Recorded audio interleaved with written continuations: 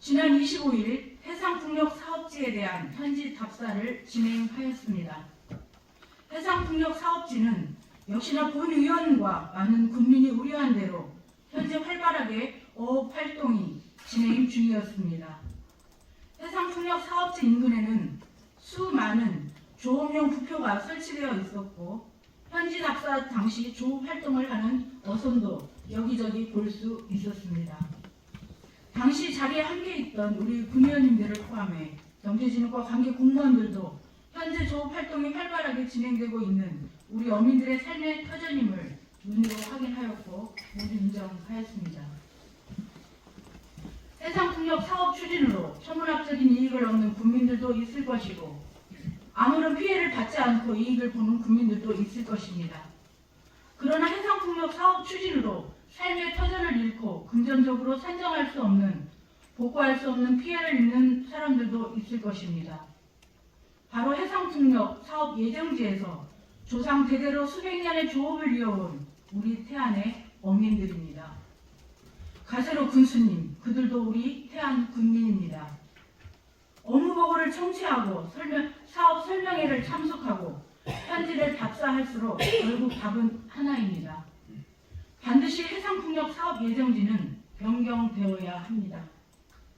설치 비용보다 해체 비용이 더 들어가는 해상풍력은 한 번 설치되면 수십 년 동안 그 자리에 계속적으로 있을 수밖에 없습니다. 더욱이 한 번 훼손된 태안의 황금어장은 다시는 복구되지 않을 수도 있을 것입니다. 어민들의 요구는 해상풍력 사업 추진으로 어민들의 피해에 대한 합리적인 보상과 우리 태안의 마지막 남은 황금어장인 사업 예정지에서 다른 곳으로 옮겨달라는 것입니다. 어민들도 이로 인해 사업이 지연되거나 피해를 보고 있다고 군정을 매도하지 말라고 주장하지 마십시오. 처음부터 국민들과 그리고 당사자인 어민들과 소통하며 사업을 추진했다면 이런 문제는 발생하지 않았을 겁니다. 지금 사업 추진 과정에 발생하는 모든 문제의 원인은 태안군에 있음을 이 자리에서 분명히 밝힙니다. 지난 국정감사에서도 무분별한 해상풍력 사업 추진과 국방부와 전반적으로 협의되지 않은 사업 추진에 대한 강력한 질타가 문제에 또 제기를 하고 있습니다.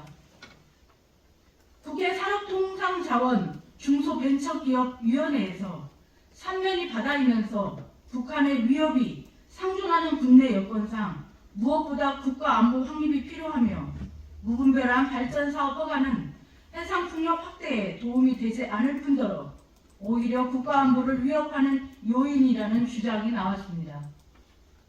태안은 우리나라 육지기준 최서단의 지역으로 서해는 국가안보 중요한 핵심 지역입니다. 또한 국방부는 태안의 해상풍력 사업이 레이더 차폐구역 문제 등을 거론하며 국가안보에 공백이 생긴다는 입장으로 부동의를 하고 있습니다.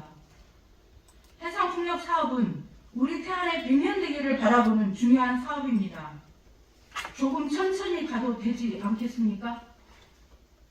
충분한 소통 아래 추진되어도 늦지 않습니다. 빠르게 사업을 추진하는 게 능사는 아닙니다. 국민과 소통하며 진행해 가는 것이 더 중요합니다. 직접화 단지의 추진을 위해 주민설명회라는 명분으로 본청을 포함해 읍면, 직속기관, 사업소의 공직자들을 대거 동원하여 이런 행위의 행정은 현재 우리 군 행정의 수준과 거짓 행정의 모습을 단적으로 보여주는 참으로 부끄러운 모습이었습니다.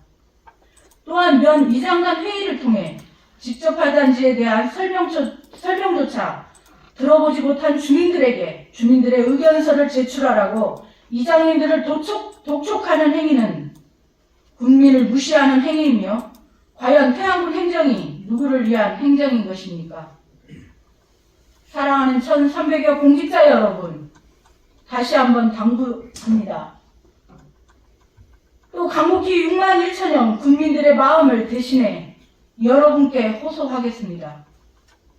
부디 한 사람만을 위한 행정하지 마시고 6만 천여여 국민을 위한, 국민의 이익을 위한, 국민을 바라보는 선진 행정을 펼쳐주시기를 바랍니다.